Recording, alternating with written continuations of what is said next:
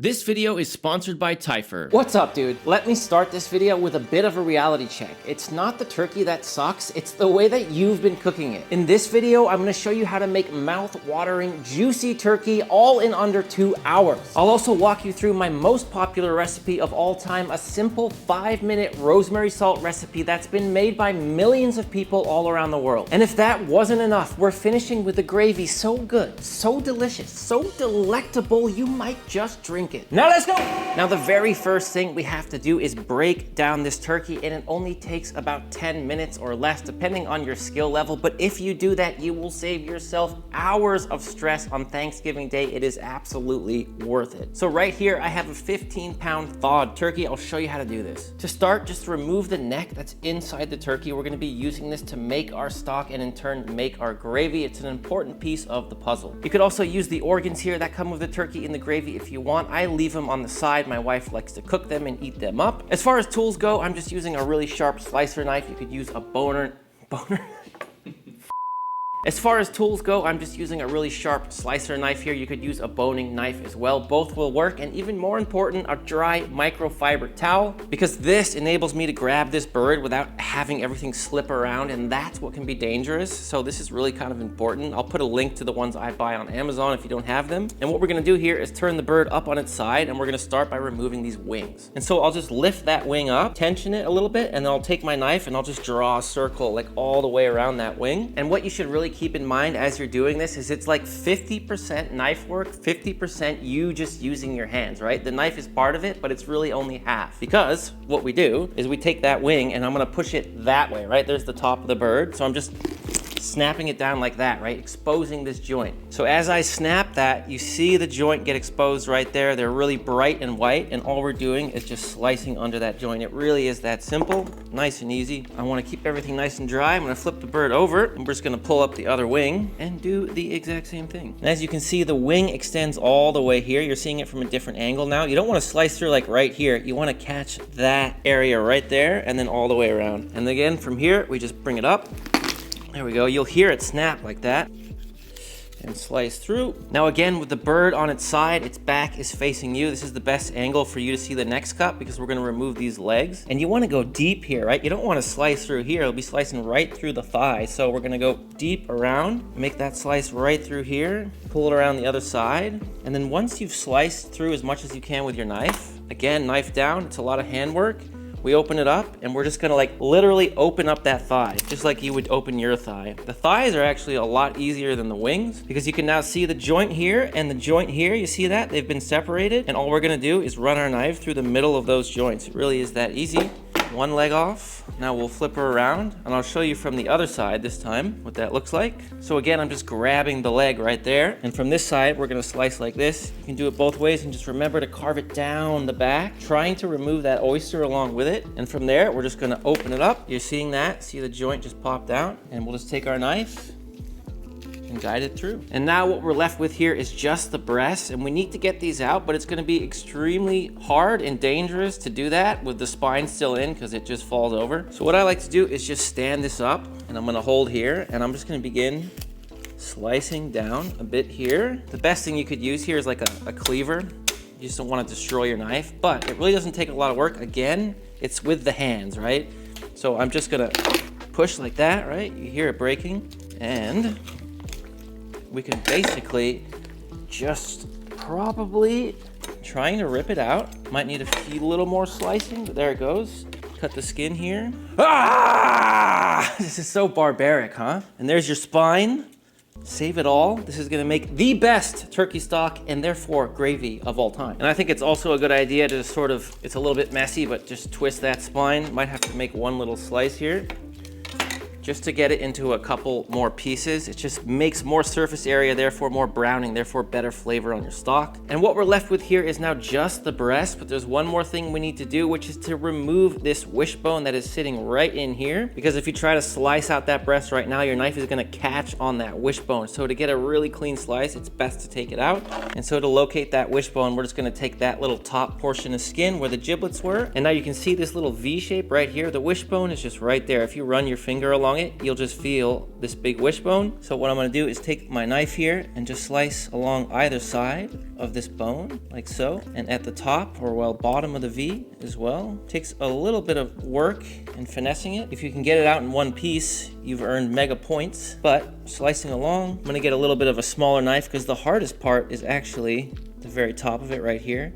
Tends to just get caught on there in a little ligament or something. And as you can see, once I freed that top bit, it should come out. Just a little stuck here on the end. We'll just cut either side on the end here. And there's our little wishbone out. Definitely save it for the stock. Flip that skin back, and then you can cut off any excess skin if you need to, but you do want it wrapping around the breast just to keep it nice and moist. And now what you're left with here is the crown, right? A lot of restaurants will actually cook this whole thing because it's encased in skin, or almost. So you do have that option of leaving this whole and cooking it, which would be really nice and probably give you peak tenderness. But since we're going for speed, we're gonna cut out the breasts.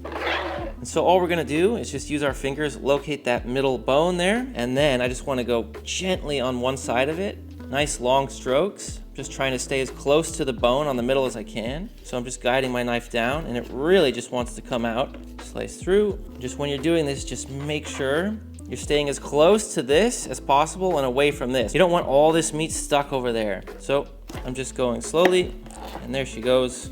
Easy as that. I'm pretty happy with that job, right? There's a tiny little layer of meat left on, but that's it. So same thing, other side. Nice long strokes when you do this.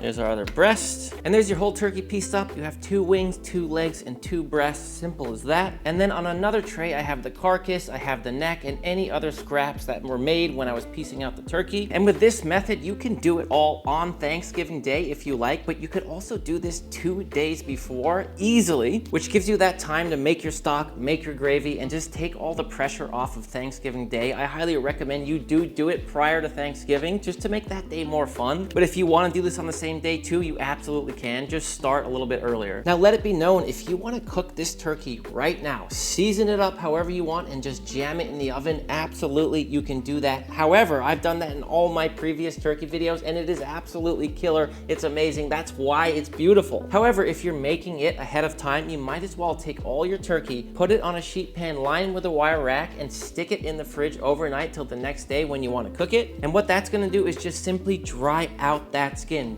Drier skin equals crispier skin, more even cook, more golden brown color, and we love all those things. And this technique is just one of many things you can do to make your Thanksgiving more stress-free. And I think it goes without saying that getting that turkey right and having the meat just perfectly done is one of the biggest hurdles you have on a Thanksgiving table. And when it comes to nailing that task, precise temperature control is the name of the game. And that's why I'm using the Thyme Sync Gold wireless thermometer. Thyme is the sponsor of today's video, and I've been using their digital wireless thermometers to make my turkey for the last 3 years now with excellent results. Because when it comes to holiday cooking, removing as much stress as possible from that situation is really what I'm after. You can easily set your target temperature right on the screen, go about your day, and it'll alert you the moment your meat hits perfection. Thanks to the dual probes, I can cook breasts and thighs to different temperatures at the same time. And each probe has 6 sensors, 1 for ambient temperature and 5 internal ones for incredibly accurate readings. And there's no need to stay tethered to your phone because you can use the smart base for easy control. Plus, there are no more lost connections, so you can be up to 3,000 feet away and still have a signal. And it's not just for turkey, my friends. I also use this for roast chicken, prime rib, brisket, and a whole lot more. At the end of the day, the results speak for themselves because I just know my last 3 turkeys the last 3 years have been absolute perfection. And right now, with their Black Friday lowest price of the year, you can get an extra 15% off by clicking the link down in the description and using code SUNNYGOLD at checkout. Thank you, Thyme, for sponsoring this video. Now back to the recipe. Moving on, just make sure to dry off your turkey scraps with some paper towel before this next step.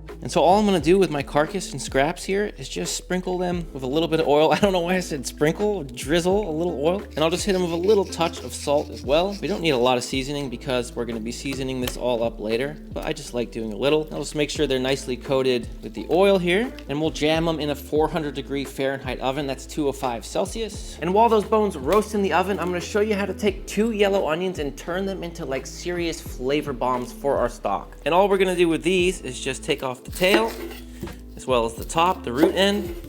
And then just slice in half, remove the peels. Set a large saute pan over high heat. Let it really heat up for about 3 minutes before adding a little bit of neutral oil and then placing in those onions cut side down. And when they hit that pan, we're gonna wanna hear a strong sizzle. And what we're trying to do here is blacken these onions. When onions are burnt, they have the best flavor, and adding that to your turkey stock is gonna make it so deep, so rich, and so delicious. And I roasted the bones for 1 hour total, except after 30 minutes, I took them out of the oven and then flipped them over to a new side so we could get some more browning. At the end of the day here, we're just trying to maximize on flavor, so the flip is definitely a good move. All you gotta do now is put all your bones in a big stock pot and then take some boiling water and deglaze that sheet pan that the bones were cooking on. All that golden brown stuff stuck to the bottom is called fond, and it is literally a flavor packet waiting to be unlocked. So it would be such a shame to waste this and just wash it all down the drain. Then just add everything from the sheet pan back to the stock pot and top it off with water. So after about 6-7 minutes on the stove, I liked the color I had on my onions, really nice and dark. I know to you it may look burned, but you gotta trust me on this. That burned onion flavor is just incredible. Now, as far as vegetables and aromatics in the turkey stock, I do carrots, I do those burnt onions, I do thyme, I do peppercorns, and a little bit of bay leaf. I don't put celery, I don't put garlic. I just feel like those flavors take over too much in broths. I like them in other preparations, just not in a stock like this, but of course it'll be good no matter what you do. But that's how I do it, if you want to know. And all I'm going to do is keep this on a low simmer, just a little gentle bubbling around the edges, and let it go for a couple hours. And for this turkey stock, and for any stock in general, it's very, very, very lightly seasoned. I don't know if I'm going to take this, reduce it, make a sauce. I'm making gravy with it. It's going to get other salty ingredients, so you want to keep your stock lightly salted because you don't know what you're going to do with it. And if it's too seasoned to begin with, and then you reduce it and add more salty stuff, you're just gonna ruin it. So lightly salted really is the way to go, just makes a lot of sense. And after 2.5 hours of a nice gentle simmer, your turkey stock should be complete. Just run it through a strainer and then we can get started on the gravy right away. And to do that, the first thing we need to do is just build a roux, and it's extremely simple. Here's how you do it. I just have a little pot here over medium-low heat. I'm adding unsalted butter, and we're just gonna melt that down.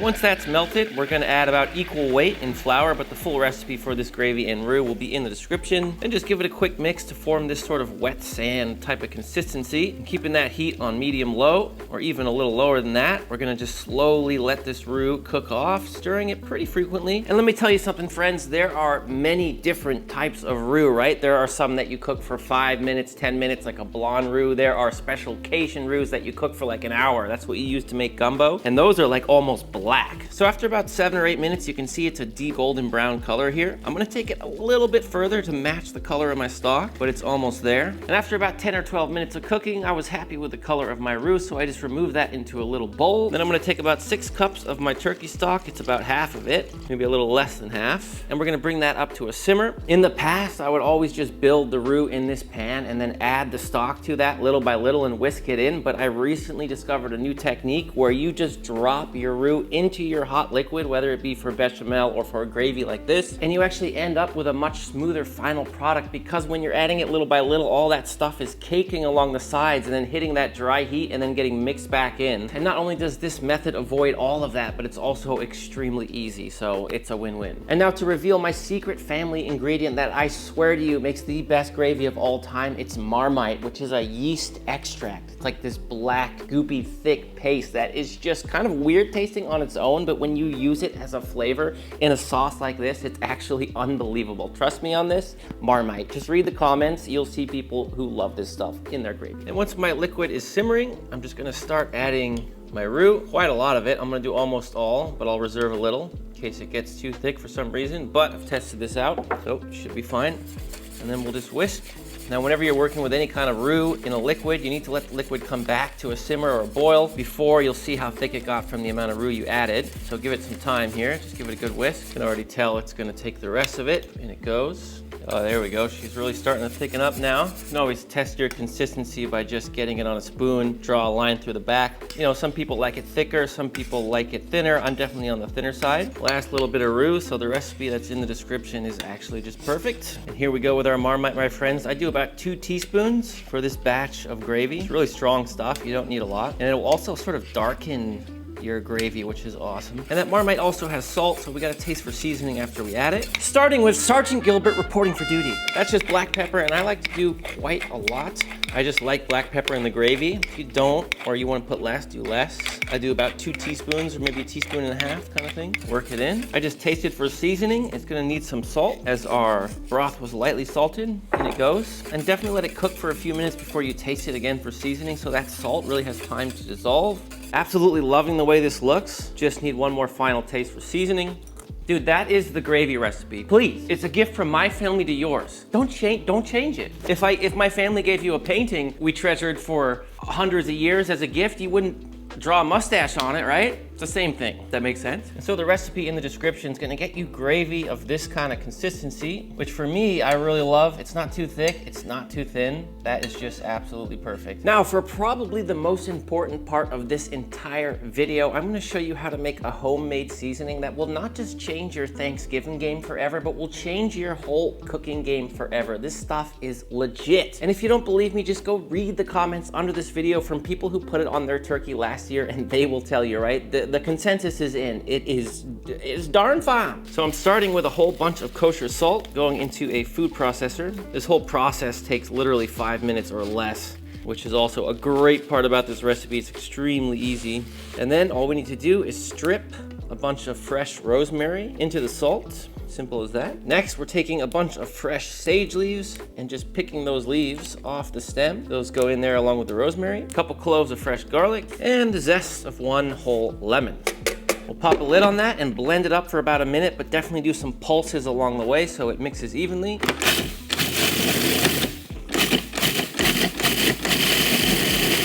And trust me, when you pop this lid off, I mean, it's just like filling the room with this smell of the holidays. This, for me, is the flavor of the holidays, and it's not just good on turkey, it's good on beef, chicken, pork, lamb. I've had it on salmon, all kinds of root vegetables. People put it on popcorn. Whatever you can think of, make focaccia with it, that would be amazing. It is the stuff. It will last for literally months in your fridge, although I just pop it in a Tupperware container. I try to use it up within 2 or 3 weeks just for that optimal fresh flavor, but it will be good for a long time. And here's our turkey after sitting in the fridge overnight uncovered. The skin definitely looks different to me. It's less white. You're starting to see the muscle that's underneath now. And if you look at them side by side, you can really see the difference. We should be able to achieve some really great color and browning on this turkey. Okay, my friends, only one thing left to do, and that's cook our turkey. For the last few years, I've been experimenting with different times and temperatures when it comes to how I cook the breast as well as the legs and thighs. And I have learned a hell of a lot in those tests, so here's what I do. So let's start with our legs and thighs here as they take the longest. And all I'm gonna do here is just hit these with a little touch of neutral oil.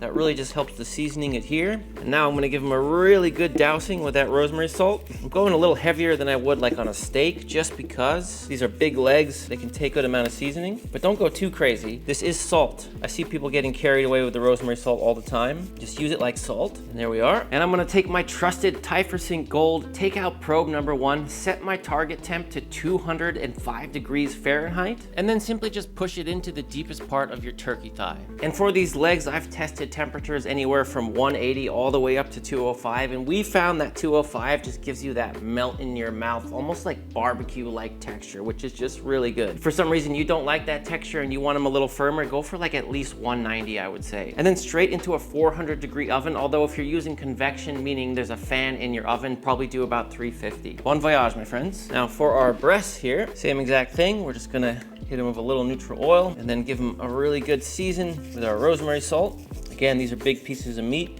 so you can go a little heavier than normal. I'm also just doing the wings on the same sheet pan as the breasts, because actually they'll probably be done right around the same time. The douse of the salt. And for the breast, I set my target temp to 145 degrees Fahrenheit. It will carry up much more than that, but that has just been the most perfect, juicy, tender turkey breast I've ever had. And I've tried temperatures all the way from 145 to like 160. And off they go into the oven along with the thighs and the legs. And the breasts were done after just 45 minutes in the oven. They had hit their internal temp of 145, so I pulled them out and put them onto a sheet pan lined with a wire rack to rest. And you may notice at this stage these breasts were actually a little pale. They didn't actually have a deep golden brown color, but I'm gonna show you a really great pro trick you can use to re-crisp that skin right before serving. You may have also noticed when you pull turkey or chicken out of the oven, the skin feels crispy, like really crispy, but you wait 10 minutes and all that steam that's trying to escape from the inside is hitting that skin from the bottom and just just basically making it soggy. But the trick I'm about to teach you will fix that. So after these breasts have had a good 30-minute rest at least, what I'm gonna do is just bring a large saute pan up to medium-high heat, hit it with a little neutral oil, and then just sear that skin for about a minute or 90 seconds just to re-crisp it. It will go really quick because it's already cooked. And because it's already rested and you've just got the heat on the skin with this technique, you can just slice and serve right away. There's no need to re-rest after this. The legs and thighs took double time, so an hour and a half or 90 minutes to reach their target temp. Treat them just like the breasts here, get them onto a sheet pan lined with a rack and let them rest. And that's it, job done. Upon slicing into this breast, you can really see like the juice is just running out. That was pulled at 145. It is absolutely cooked through and cooked perfectly. The legs and thighs, on the other hand, have a more sort of barbecue sort of feel, right? Like you cook brisket to 205. It's just falling apart. It's just a much softer mouthfeel. Let's plate it up, hit it with a just comical amount of gravy, and then give it a taste with Marcus. What should we try first? Breast this is. A little extra sauce. It's a perfect bite of food. That's all I ever wanted in life. People who don't like turkey can shut up. That's just as tender as any chicken breast I've ever had. I mean, dude, someone comes to your house for Thanksgiving, you're like, here you go, got it done in 2 hours. You're gonna blow their mind. And then you're gonna tell them to subscribe to our channel, and you're gonna subscribe too. I've literally done this like 7 times. I've had people who have always hated turkey say this is the best turkey I've ever had, and I've actually liked turkey, so just do it this way. There you go, all these years. Us Americans have been overcomplicating this turkey. Oh, the brine, and then I used to do it too. I'm gonna brine it and air dry it. I'm gonna stuff butter and orange peels under the skin, and I'm gonna sprinkle it with coriander, and then spin it around in my fridge so it air dries while it's 360 rotating, and then I'm gonna have a monk bless it, and then, you know what I mean? Like, it's just so overkill. All you had to do was cook it to 145. That's literally it, and season it well, and make some baller gravy. Ready for some thigh, Marcus? Sauce. Here's the thigh. Different experience in the breast, because like it's more braised feeling, you know, like slow cooked, that kind of texture. How was that bite? Have a little vat of gravy next to you. I don't know what else to say, but like, this is just making me happy right now, you know? I just feel good. I feel better than when I wasn't eating it. Now that I've eaten it, I feel like a good boy, a happy little boy. A good boy with a big head. Turkey slaps, and if you disagree, you're wrong. Make it. Make it. Thanks for watching today, my friends. I sincerely hope this video makes your Thanksgiving just a little bit easier and a little bit more tasty. If it does that, then I have done my job. You know, one of my favorite comment sections of all time is the turkey video from 3 years ago, because I can really just see how many people it actually helped, and that just makes me feel good. Just straight up, I love that it really, really helped. If you like written recipes, definitely check out my Master in the Making ebook. It's linked down in the description. It has 55 of my personal favorite recipes from this channel, and they are all just winners. And if you don't yet have all your Thanksgiving sides chosen out, here are 2 more of my personal favorites. Happy Thanksgiving, my friends, and until next time, you know I love you, and I'm out.